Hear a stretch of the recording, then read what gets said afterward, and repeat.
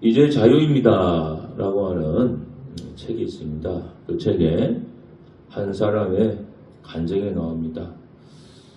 이 사람이 원래는 사탄을 숭배하는 그런 사람이었습니다. 그리고 이 사탄 숭배하는 사람 중에서도 굉장히 좀 높은 급에 있는 그런 핵심 인물이었습니다. 그런데 극적으로 이 사람이 구원을 받고 신앙이 됐습니다.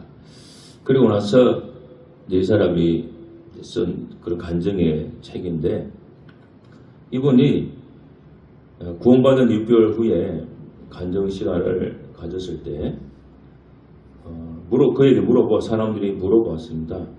이 사람이 이제 사탄과 관련된 이제 그런 종교라고 해야 될까요? 거기에 깊이 있던 사람이니까 궁금해서 뭘 물어봤는가 하면 그리스도인들이 사탄을 이렇게 대적하는 데 있어서 가장 중요한 일은 뭡니까? 그 질문했습니다.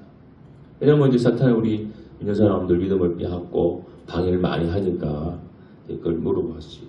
그러자 이분이 확실하게 대답했습니다. 기도입니다. 그랬더래요. 사탄을 대적할 수 있는 아주 가장 중요한 일은 기도다. 그 얘기를 했습니다. 맞습니다. 눈에 보이지 않는 악한 영들, 우리의 믿음을 떨어뜨리고 해방하는 그 사탄의 활동을 최대한도로 무력하게 만들고 약하게 만드는 길은 우리 그리스도인들의 기도다 하는 것을 잊으시면 안 되겠습니다. 종교개혁자 마틴 루터는 하루에 2-3시간씩 기도를 꼭 했고, 바쁜 날에는 1시간을 더 기도를 했다고 합니다. 왜냐하면 기도하지 않는 날에는 승리가 사탄에게 돌아가기 때문이라고 그랬습니다. 그는 너무 기도를 열심히 해서 친구들이 건강을 염려할 정도로 그렇게 기도를 많이 했다고 해요. 여러분, 우리 기도라고 하는 것은 사탄을 무력하게 할 뿐만 아니라, 그리고 하나님께서 우리 믿는 사람들에게 주시고자 하시는 그런 축복들이 있을 거 아니에요. 좋은 것들이. 그것을 받을 수 있는 통로가 됩니다. 하나님과 우리 사이에 보이지 않는 통로가 있는데, 그 통로를 통해서 하나님의 복이 오도록 하는데, 그 통로 역할을 하는 게 뭐냐? 그게 바로 기도다 라고 하는 것입니다.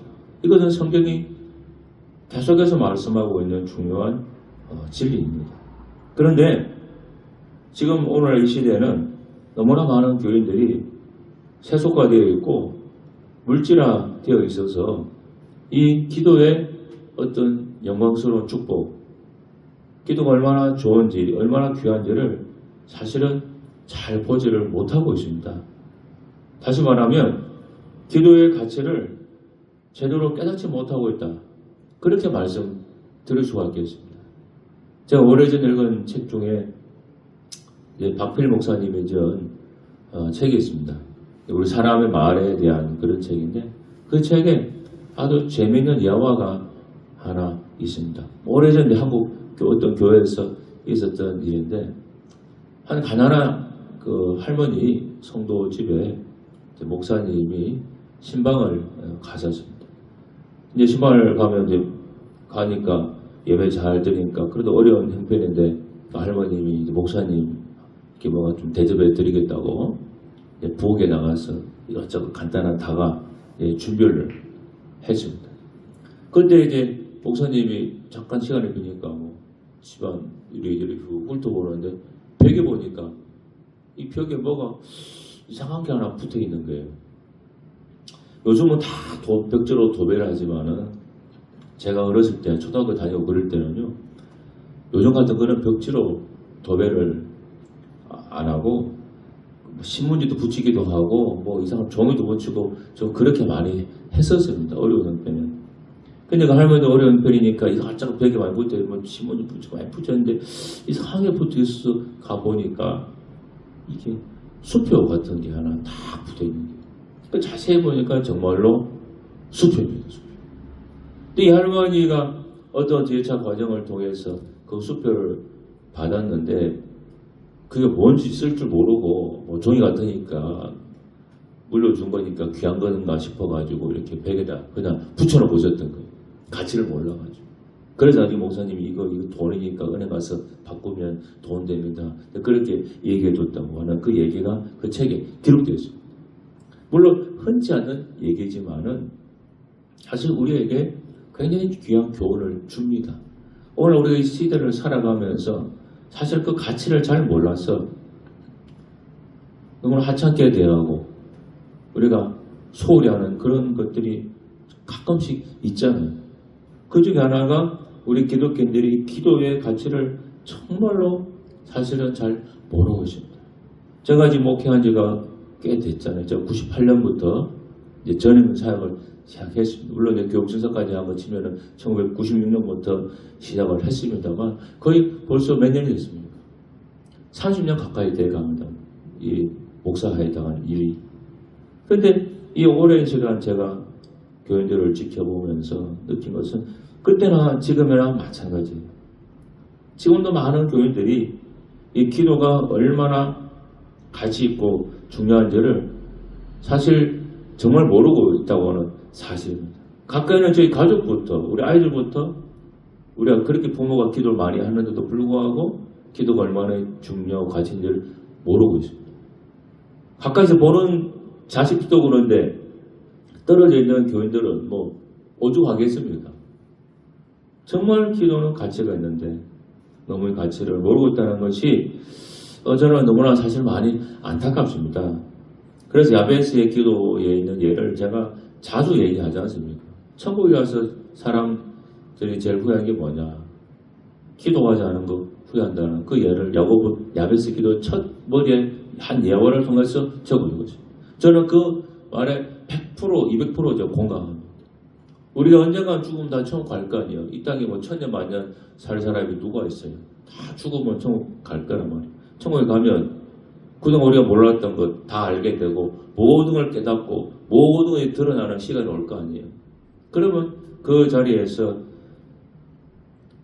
가장 많은 후회가 뭐냐? 기도하지 않았던 것을 후회할 거다. 저는 그 말에 정말 공감합니다. 왜냐하면 제가 지금까지 목회하면서 쭉 되돌아보면은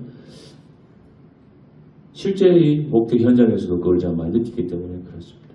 그래서 제가 부탁드리는 것은 여러분이 이 기도의 가치를 좀 더 깨달으면 좋겠다.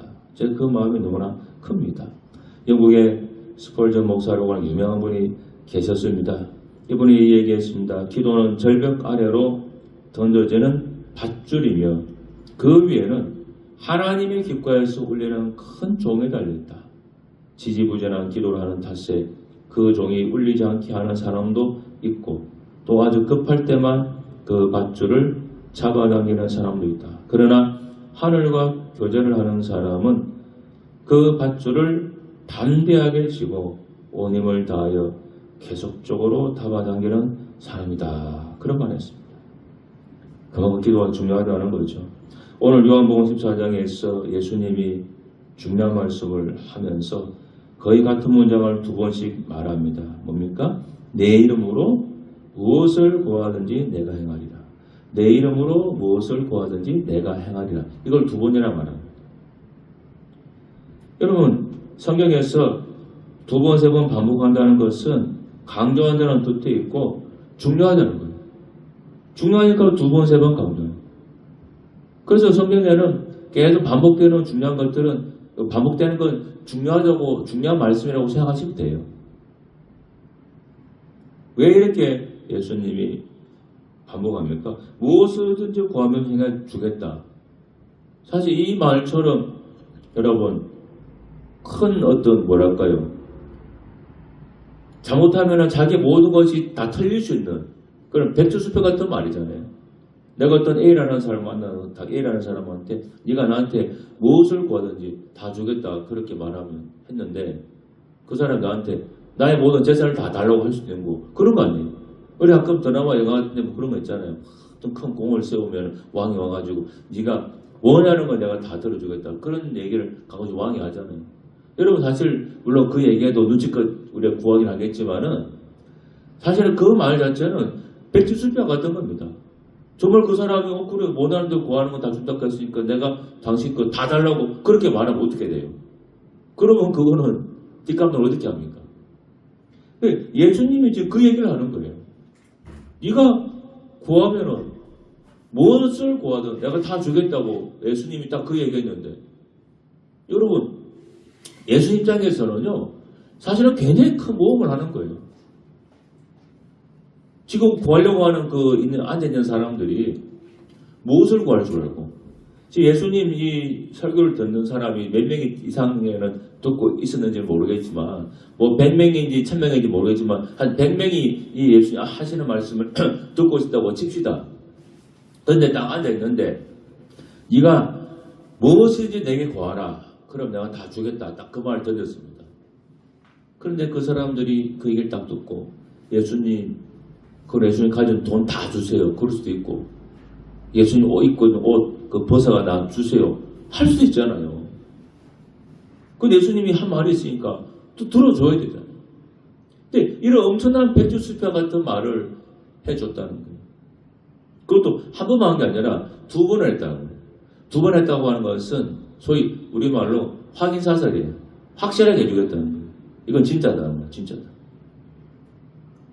여러분, 지금 오늘 예수님께서 저와 여러분에게 이런 백두수표 같은 것을 내밀어 주신 거예요. 네가 무엇을 구하든지 내가 해주겠다.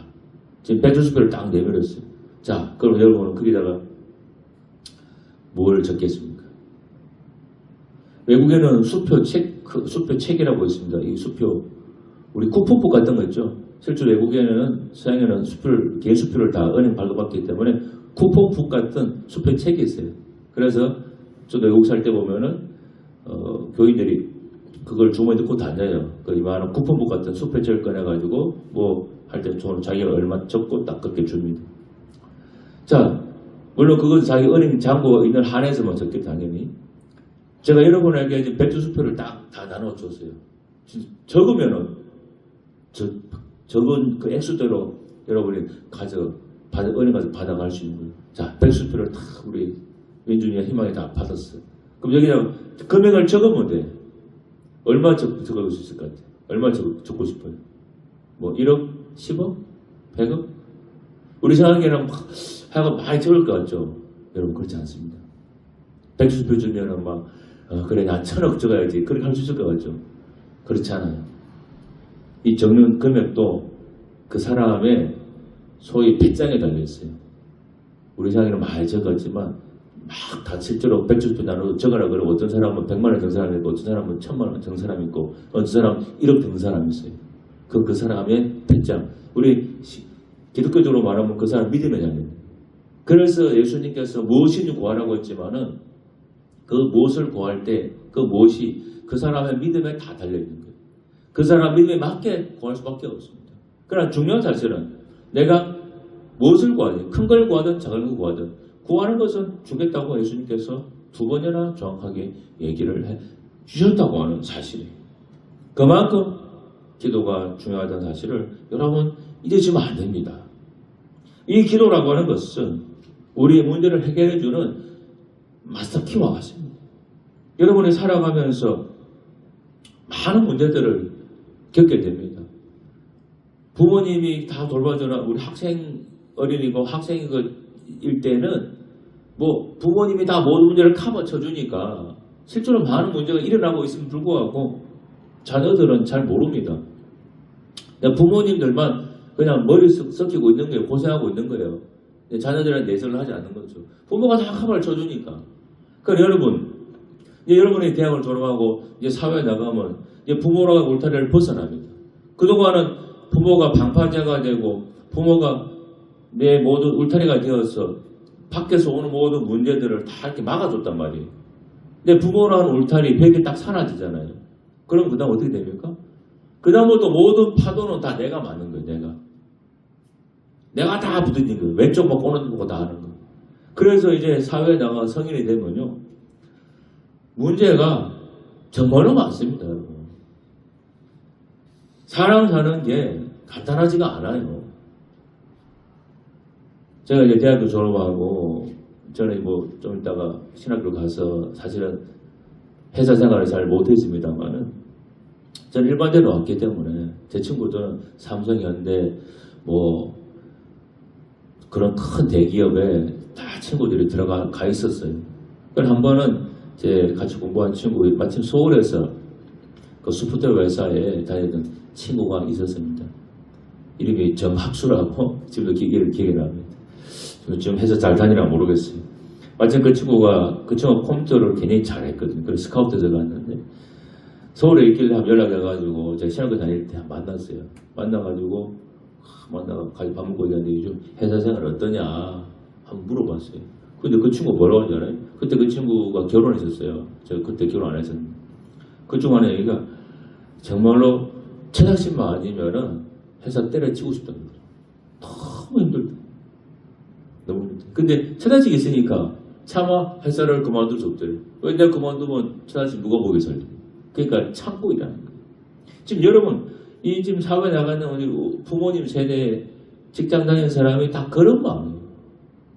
다 그렇습니다. 근데 사람 사는 게 너무 힘들어요, 사실. 문제가 많이 생깁니다.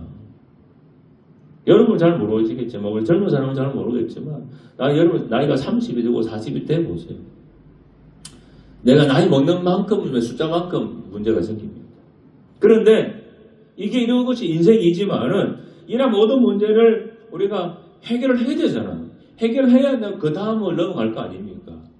해결할 수 있는 그 마사키가 뭐냐? 그게 기도라고 합니다. 야고보서 14절 말씀합니다. 너희 중에 고난당한 자가 있느냐? 그는 기도할 거라 그랬어요. 기도해라. 문제를 만났을 때, 어려운 일을 생길 때 기도하라 그랬어요. 우리가 크고 작은 문제가 앞으로 생길 거 아닙니까? 생기잖아요.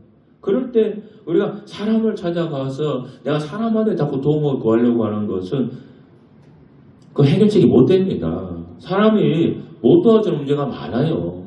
돈은 다 될 것 같죠, 이 세상에. 근데 돈이면 다 안 되는 것이 훨씬 더 많습니다, 여러분. 훨씬 더 많습니다.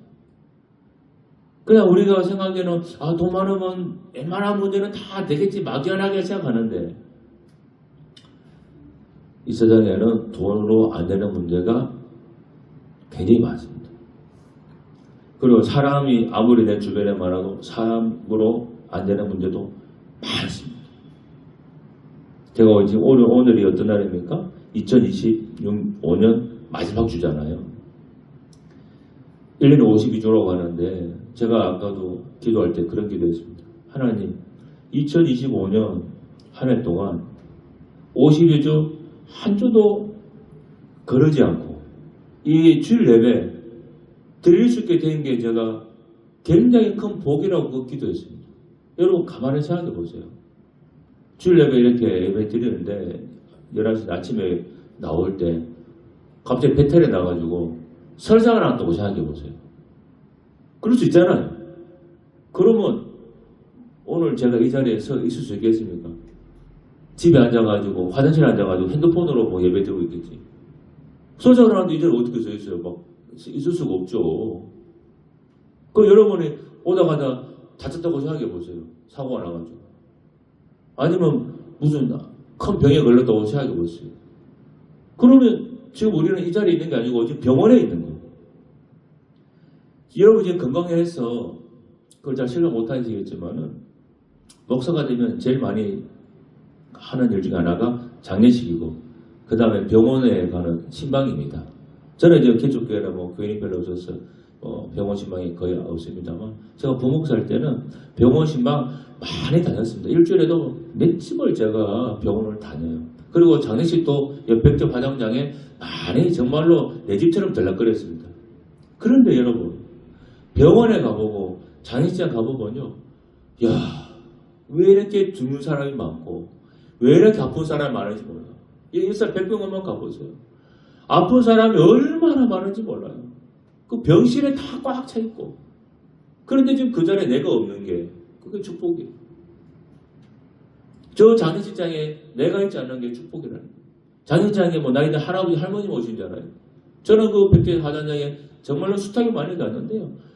우리 학생들 고등학생 같은 애들도 자연시장 와요. 죽어가지고. 그래서 그 어린 자녀의 영정을 붙잡고 그 앞에서 울다 기절하는 부모도 제가 본 적이 있습니다. 제가. 그럴만하죠. 자기 젊은 자식이 아들이 그것을 죽었는데 그것을 맨정신으로 있을 엄마 아빠가 어디 있어요. 제가 그것도 봤습니다. 남의 일이 아니라. 그런데 하나님께서 저희를 불쌍히 여겨서 이렇게 건강하게 이 자리에 있을 수 있는 거 얼마나 축복이에요. 내가 믿음이 있든 없든 이 자리에 올 수 있는 게 복입니다. 여러분이 앞으로 남은 생 건강하게 살 수 있는 비결은요. 하나님께 그 기도하십니다. 하나님 제가 주일 예배에 빠지지 않게 해주세요. 그 기도만 해도 돼. 그럼 그것만 해도 여러분 일생 건강하게 사는 거예요. 1년 52주 한 주도 안 빠지면 그 사람은 진짜 건강한 거예요.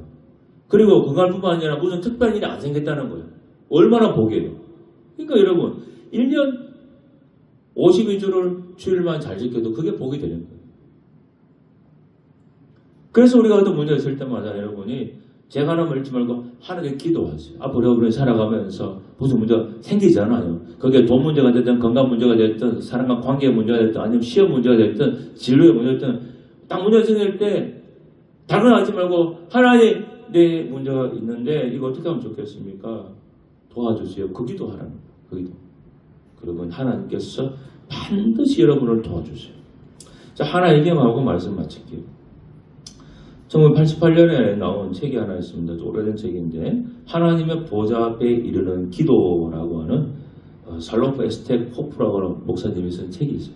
그 책에 한 간증이 소개됩니다. 동아프리카 적도 부근에서 활약하고 있던 스미스 선교사라고 하는 그 한 팀이 있었습니다. 이 일행이 맹수가 들끓는 그 밀림 지역에서 한 번은 천막을 주고 이렇게 유숙을 하게 됐습니다. 근데 거기는 원주민 열전도 하느라. 근데 그 밤에 선교사가 잠을 자는데 갑자기 무슨 지진이 난 것 같은 막 그처럼 막 땅이 울리고 막 난리가 난 거예요. 그래서 이게 뭔 일인가 막 싶어가지고 약 보니까 지진이 났나 싶어서 밖에 일어나서 보니까 저기 앞에서 코끼리떼 큰 코끼리떼 15마리가 지금 자기들이 있는 이곳을 막 코끼리가 막 달려오고 큰 코끼리 15마리가 막 오니까 막 땅이 울릴 정도가 되죠. 그래서 막 난리가 나서 막 너무 급하게 오니까 사람이 너무 갑자기 무서운 경우는 어때요? 다리가 막 굳어가지고 못 움직이게 하나요? 우리 생각에 막 무서운 일이 생기면 앞에 차가 막 갑자기 달려오면 빨리 내가 도망가야지 하지만 사람이 너무나 무서우면 다리가 막 후들후들거리고 딱 몸이 굳습니다. 이렇게 겁이 나가지고. 그래서 이 선교사님은 막 빨리 막 피해야 되는데 그게 안 돼가 막 무서워가지고 막 띠끌을 치다가 마침 그 자기들 천막에 있는 작은 그릇들, 깡통들 뭐 있는 그 테이블을 탁 건드렸어요. 그러니까 그 테이블 그만할 때 막 접시고 깡통이고 뭐 이것들이 와장창 하면서 막 바닥으로 떨어진 거예요. 그리고 나서 이 선교사는 이제는 죽었구나. 이제는 코끼리 때 발표 죽었구나. 이제 그러고 있었는데 갑자기 코끼리 떼가 자기를 한번 돌려오다가 뭔 일이 생겼는지 방향을 틀어서 다른 데로 확 가더라는 거예요.